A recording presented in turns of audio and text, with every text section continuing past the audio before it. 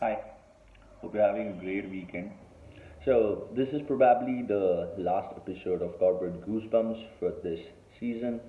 So I thought of what should I say for the last episode, which can have accumulation of all the previous episodes and have at least a lasting impact and can be a little bit beneficial to at least some of the people so that they can apply and we can have a little bit of less corporate goosebumps.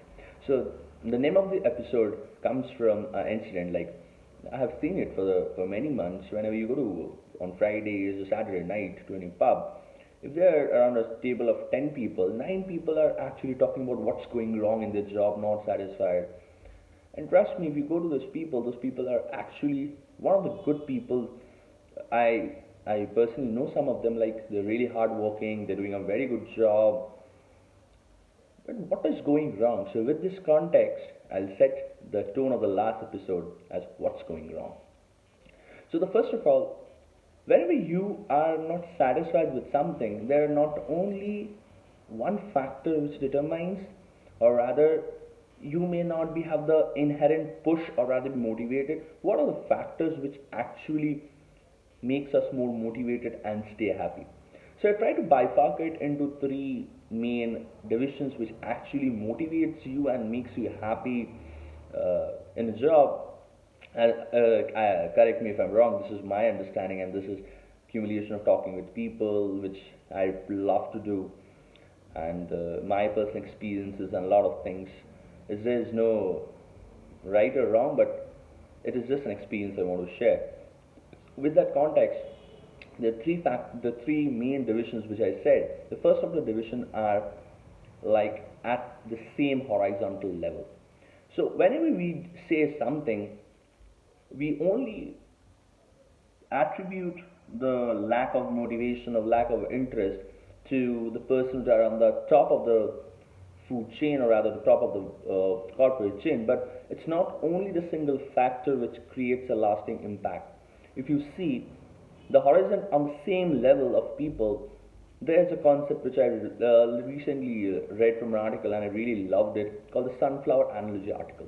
So the story starts in this way: a sunflower, whenever there's a light, it goes towards that light to brighten ourselves. We are like a sunflower, right? We always try to go towards positive things, makes us have that positive vibe and feel good. Everybody wants to feel good. But what does a sunflower do when it's exactly there's no sunlight? So in that context, what will the sunflower not survive? In that context, the sunflower takes help, faces towards the other sunflowers and try to take that energy from them so that they can bloom. If you try to compare this analogy with the same horizontal level, not every day, not every team members will have something positive to take about to feel good. It is the onus on the other team members to give them positive energy so that they feel motivated.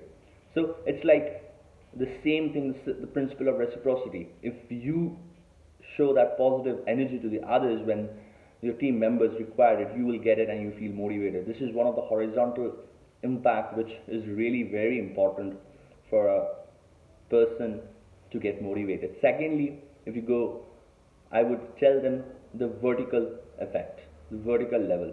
From the top, if you are on a particular level, from the top level, you should always be motivated. You should feel free. So how does it happen? There is a very, I don't know, there's a very thinking in everyone, like fearing and respect. There's a thin line difference between fear and respecting. You should always respect the senior leaderships and your leaders always, but that doesn't mean that respect should not come out of fear. You should have that thing, and that culture should be imbibed where you should be able to be honest, and you should not always have the fear in you to think that if I say what will happen, and that creates a lots of problem. That actually makes the person from inside feel bad, feel demotivated. He doesn't feel empowered. That is very important for any, from the vertical level, from the top. If you go from the top down approach, that is very important for a personal, for employees life cycle to get motivated, to not get the fear of speaking up their mind. Respect it always respect is a better, but fear and respect, people use it in a very different context, and that makes a person very, very, very bad. And the third and the last thing which I feel is the very important thing is appreciation and gratitude. The problem with us is slowly and steadily, both in our corporate life and in personal life, we're losing the concept of this gratitude, appreciation.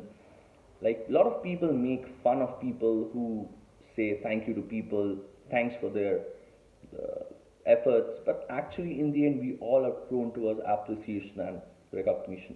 If you recognize and appreciate people, people are bound to tell you more than what you think, and that impact that really has an effect to a lot of people. A lot of people think, why should I say it? It is his or her responsibility. But trust me, we are being conditioned in that way. We are always very happy, very keen toward. We have this bias towards appreciation and recognition because in the end we are humans. The accumulation of all these three effects, if I club it, the horizontal level effect, which you have to have a cumulative synergistic effect from the team members. Second is the vertical level effect, where you need to create a culture where you feel like you're empowered, you're flourished. And the third thing is the culture of recognition and appreciation. These three things are the main thing which actually makes a person feel like, okay, I'm doing something. Not and this can't be taken in silos. This has to be an accumulation of. It's like you can say it's like together. It's like a cumulative thing which in together can bring a person to be more feel empowered and motivated and do it. With this context, uh, this is Arijit signing off the talks for the episode of Corporate Goosebumps. Hope you like it. Please suggest for any the topics of the other episodes for the other season. What should I talk about? Do let me know about any feedback, any suggestion which you feel I should improve. Then around three seasons of the talks. I know there's a lots and lots of improvement required, but I cannot understand because I have my personal bias. Till the time you say me what I need to improve. I'll be very happy if you have been really be helpful regarding this three seasons which have happened. The talks will be surely come back with something new, something more creative, something more mind-boggling, something which will make you to think.